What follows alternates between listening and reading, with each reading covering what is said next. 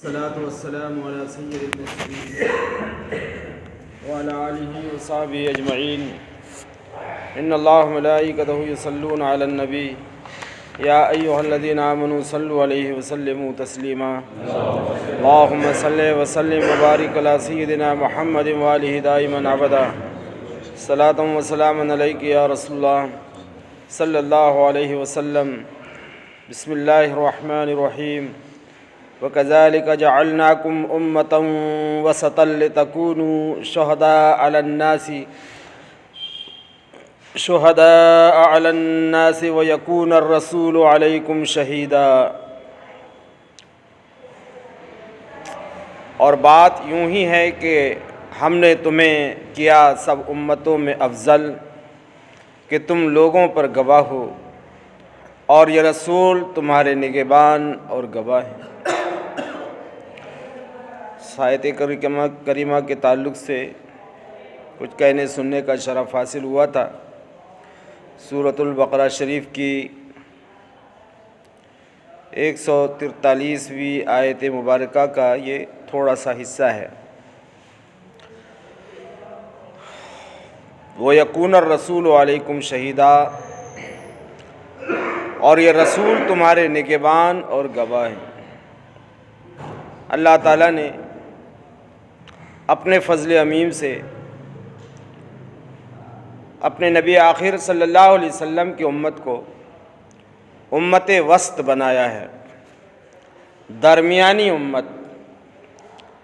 درمیانی امت کا مطلب یہ بیچ میں پیدا ہونے والی امت نہیں ہے۔ درمیانی امت کا مطلب یہ ہے کہ اس کے اعمال بڑے اعتدال والے ہیں، نہ ان میں افراط ہے نہ تفریط ہے۔ اللہ رسول کے احکامات میں نہ یہ زیادتی کرتے ہیں نہ اس میں خرد برد کر کے کمی کرتے ہیں۔ جو کچھ اللہ رسول نے احکام ان کے لیے مرتب فرمائے ہیں، بغیر کسی کم و کاست کے وہ اس پر عامل رہتے ہیں۔ ظاہر سی بات ہے کہ پوری امت تو ایسی نہیں ہے، بعض افراد ہی امت کے اس پر عامل ہوتے ہیں، ورنہ امت میں آج کیسے کیسے اعمال کرنے والے ہیں کہ شیطان بھی شرما جائے، اور کبھی زندگی میں شیطان نے بھی وہ اعمال نہیں کیے جو آج امت کے بعض افراد کر رہے ہیں، لیکن اس کے باوجود یہ تمغہ ہے اس امت کے لیے کہ یہ امت وسط ہے۔ یہ بھی مہربانی ہے حضور پاک صلی اللہ علیہ وسلم کی، اور یہ مہربانی ہے اللہ کے پیاروں کی کہ اللہ کے چند پیارے امت کے اندر جو رہتے ہیں وہی اللہ رسول کے احکامات کی بغیر کم و کاست عمل کرتے ہیں، اور انہیں وہی اصل امت وسط ہے، اور انہی کے توسل سے پوری امت کو امت وسط قرار دے دیا گیا ہے۔ سبحان اللہ۔ اور ایسے ہی ہم نے تمہیں امت وسط بنایا ہے، لوگوں پر گواہ بنایا ہے۔ یہاں تک آپ نے سماعت کیا تھا۔ وَيَكُونَ الرَّسُولُ عَلَيْكُمْ شَهِيدًا، پچھلی امتوں پر تو اے امت وسط تم کو گواہ بنایا ہی ہے، اور تمہارے اوپر مزید یہ گواہی ہم نے مہربانی کر دی کہ تمہارے اوپر تمہارے رسول کو گواہ بنا دیا ہے۔ ایک بات ہے، کیا اللہ عالم الغیب والشہادہ نہیں ہے؟ یقیناً ہے، ہمارا ایمان ہے اللہ ہر ڈھپی چھپی چیز کو جانتا ہے، لیکن قیامت میں محض وہ اپنے علم پر فیصلہ نہیں فرمائے گا۔ علم تو ہے اس کو کہ کون اچھا ہے اور کون برا ہے، کس نے اچھے نیت سے اچھا کام کیا ہے اور کس نے برے نیت سے اچھا کام کیا ہے، اور کس نے اچھے نیت سے برا کام کیا ہے اور برے نیت سے برا کام کیا ہے، سب جانتا ہے اللہ تعالیٰ۔ علیم و خبیر ہے، عالم الغیب والشہادہ ہے، علیم بالصدور ہے، بذات الصدور ہے، مگر پھر بھی اس کا انصاف یہ ہے کہ اس کے لیے وہ گواہ مقرر فرماتا ہے، گواہ۔ اور پھر یہ انبیاء کے لیے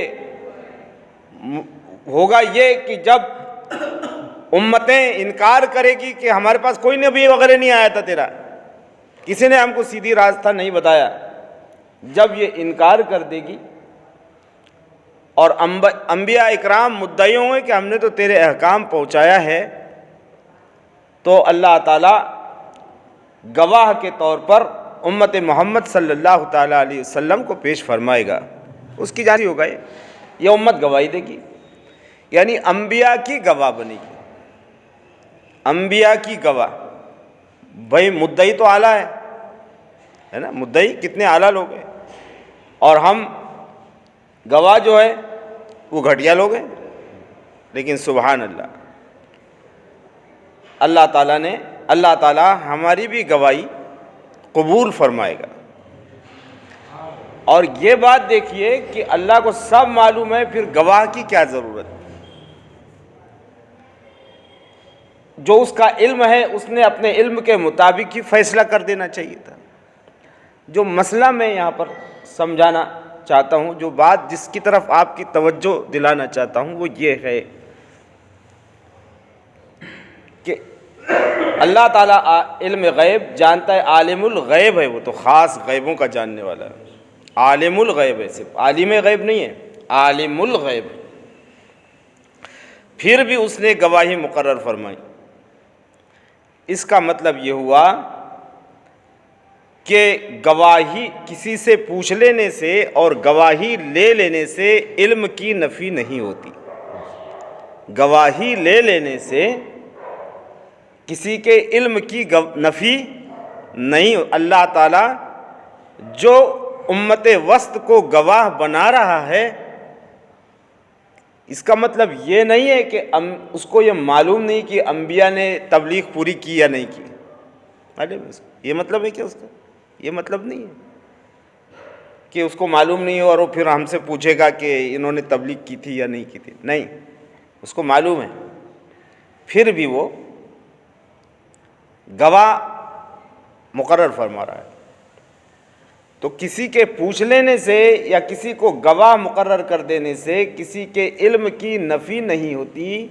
یہ بات اس لیے میں آپ کے گوشے گزار کر رہا ہوں کہ ہمارے معاشرے میں بہت سے ایسے لوگ مل جائیں گے کہ بھئی اللہ کے رسول صلی اللہ علیہ وسلم نے وہ فلاں بات جبرائیل سے پوچھی، اور فلاں بات ابو بکر سے پوچھی، اور فلاں بات صحابہ سے پوچھی، اور وہ حضرت عائشہ کا ہار گم ہو گیا تھا تو پھر وہاں بھی حضور خاموش رہ گئے تھے۔ اس کا مطلب یہ ہے کہ حضور کو غیب کا علم نہیں ہے، یہ بات غیب کا، اگر حضور کو غیب کا علم رہتا تو پھر وہ فرشتوں سے کائے کو پوچھتے؟ حضور کو غیب کا علم رہتا وہ جبریل سے کائے کو پوچھتے؟ حضور کو غیب کا علم رہتا تو صحابہ سے کیوں پوچھتے؟ ارے پوچھ لینے سے غیب کے علم کی نفی نہیں ہوتی، کہ اگر یہ اصول بنا لیا جائے کہ کسی کو پوچھنے کا مطلب یہ ہے کہ اس کو معلوم نہیں، تو اب یہاں کیا بولیں گے آپ کہ اللہ تعالیٰ قیامت میں گواہ بنا رہا ہے، کیا اس کو معلوم نہیں؟ کیا اس کو گواہی کی ضرورت ہے؟ اللہ تعالیٰ نے حضرت موسیٰ علیہ السلام سے پوچھا، قرآن ہی میں ہے، آگے آئے گا، وما تلک بیمینک یا موسیٰ، اے موسیٰ تمہارے یہ سیدھے ہاتھ میں کیا ہے؟ تو کیا اللہ کو معلوم نہیں موسیٰ کے سیدھے ہاتھ میں کیا ہے؟ اور معلوم ہے تو پھر پوچھ کائے کو رہا؟ معلوم ہونا الگ بات ہے اور پھر مزید اس پر پوچھنا الگ بات ہے۔ کسی کے پوچھ لینے کا مطلب یہ نہیں ہے کہ اس کو معلوم ہی نہیں ہے، بہت سی حکمت ہوتی ہے۔ حضور نے کوئی بات اگر جبریل سے پوچھی ہے، صحابہ سے پوچھی ہے، حضرت عائشہ کے ہار کے گم ہونے پر خاموش رہے ہیں، تو اس کا مطلب یہ قطعی نہیں ہے کہ وہ بات حضور کو معلوم نہیں ہے۔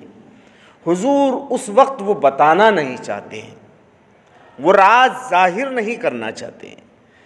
کیوں نہیں ظاہر کرنا چاہتے ہیں؟ اس کی کئی ایک وجوہات ہیں، ورنہ اگر پوچھ لینے سے ہی اگر علم کی نفی ہو جائے تو اللہ کو کیا بولے گے آپ کہ جہاں اللہ قرآن عظیم میں موسیٰ سے یہ پوچھ رہا ہے کہ موسیٰ تمہارے ہاتھ میں یہ کیا ہے؟ معلوم ہے اللہ کو کیا موسیٰ کے ہاتھ میں کیا ہے؟ لکڑی ہے، عصا ہے، ڈنڈا ہے۔ یہ بات، اس کا مطلب یہ تو وسط وَيَكُونَ الرَّسُولُ عَلَيْكُمْ شَهِيدًا، اور یہ رسول تمہارے نگہبان اور گواہ ہوگا۔ یہ کہ جب امت وسط انبیاء سابقین کے حق میں گواہی دیں گی تو وہ امتیں کہے گی مولا یہ تو ہمارے زمانے میں تھے ہی نہیں، یہ کہاں گواہی دے رہے ہیں ہمارے خلاف۔ تو اس وقت اللہ تعالیٰ اپنے حبیب صلی اللہ علیہ وسلم سے استفسار فرمائے گا، محبوب یہ کیا کہتے ہیں؟ تو وَيَكُونَ الرَّسُولُ عَلَيْكُمْ شَهِيدًا،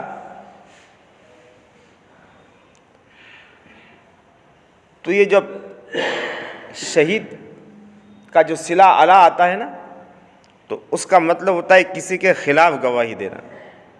تو جب اللہ تعالیٰ حضور سے یہ پوچھے گا کہ محبوب یہ اب انہوں نے تمہاری امت کی گواہی کا انکار کر دیا ہے، تو آپ کیا فرماتے ہیں؟ تو اللہ فرماتا ہے حضور ان کے خلاف امت کے حق میں گواہی دیں گے کہ میری امت سچ کہتی ہے۔ تو بھئی حضور بھی تو ان کے زمانے میں نہیں تھے، حضور بھی تھے کیا ان کے زمانے میں؟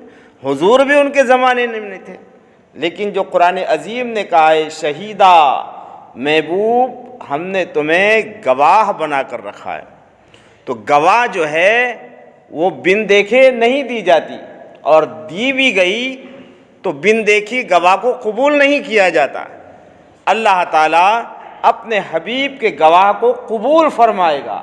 اس کا مطلب یہ ہے کہ اللہ بھی جانتا ہے کہ جب یہ سارا ہو رہا تھا تو میرا محبوب انہیں دیکھ رہا تھا، کیونکہ بن دیکھی گواہی کو قبول نہیں کیا جاتا۔ حضور کا ان کے خلاف گواہی دینا اور پھر حضور کی اس گواہی کو اللہ کا قبول فرما لینا، اس بات کی دلیل ہے کہ حضور انبیاء سابقین نے جو تبلیغ فرمائی تھی اور ان امتوں نے جو ان کا انکار کیا تھا، وہ سارے حالات و کوائف اللہ کے رسول اللہ کی عطا سے جان رہے تھے، دیکھ بھی رہے تھے اور سن بھی رہے تھے، اور اسی کا نام ہے حاضر و ناظر ہونا۔ اس کا مطلب یہ ہے کہ حضور سے پہلے جتنا زمانہ گزر چکا ہو یا حضور کے ظاہری حیات کے بعد جتنا زمانہ گزرے گا، زمانے کا ایک ایک لمحہ اور زمانے والوں کے ایک ایک حالات و کوائف اور اعمال حضور کے سامنے ایسے ہی ہیں۔ حضور تو بہت بڑی چیز ہے، یہ شرف تو حضور کے غلاموں کو حاصل ہے کہ غوث اعظم پیران پیر رضی اللہ تعالیٰ عنہ فرماتے ہیں نظرت الی بلاد اللہ جمعا کخردلۃ علی حکم اتصالی، میں دنیا کے سارے شہروں کو ایسے دیکھ رہا ہوں جیسے ہتھیلی پر رائی کا دانہ۔ سبحان اللہ، جب حضور کے غلاموں کو یہ شرف حاصل ہو کہ وہ دنیا کے سارے شہروں کو ایسا دیکھتے ہیں جیسے ہتھیلی پر رائی کا دانہ، مطلب یہ ہے کہ رائی کا دانہ اگر ہتھیلی پر رکھ دیا جائے تو اس کا کوئی گوشہ کھوشہ نظر سے اوجھل نہیں ہوتا۔ غوث پاک کی نظر سے، نظر ولایت سے دنیا کی کوئی گلی اور کونا اور کوئی کوچہ ایسا اوجھل نہیں ہے۔ اور جب حضور کے غلاموں کو یہ شرف اللہ نے دیا ہے تو سبحان اللہ، یہ شرف غلاموں کو جن کے صدقے میں ملتا ہے، سبحان اللہ، اس لیے ان کے لیے کہا جاتا ہے وَيَكُونُ عَلَيْكُمْ وَيَكُونَ الرَّسُولُ عَلَيْكُمْ شَهِيدًا، اور رسول تمہارے نگہبان اور گواہ ہے۔ سبحان اللہ، معلوم ہوا اللہ نے اپنے حبیب صلی اللہ علیہ وسلم کو حاضر و ناظر بنایا ہے۔ یہ حضور کے حاضر و ناظر ہونے کی بین دلیل ہے۔ اللہ رب العزت ہمیں اسی عقیدے پر سلامت رکھے۔ اللہم صلی وسلم وبارک علی سیدنا محمد وآلہ دائما ابدا۔ صلاۃ و سلام علیک یا رسول اللہ۔ اللہم ربنا آتنا فی الدنیا حسنہ وفی الآخرۃ حسنۃ وقنا عذاب النار۔ اللہم انک عفو تحب العفو فاعف عنا یا رب العالمین۔ ان اللہ ملائکتہ یصلون علی النبی یا ایھا الذین آمنوا صلوا علیہ وسلموا تسلیما۔ صلی اللہ علی النبی وآلہ وبارک وسلم۔ صلاۃ و سلام علیک یا رسول اللہ۔ سبحان ربک رب العزۃ عما یصفون وسلام علی المرسلین والحمد للہ رب العالمین۔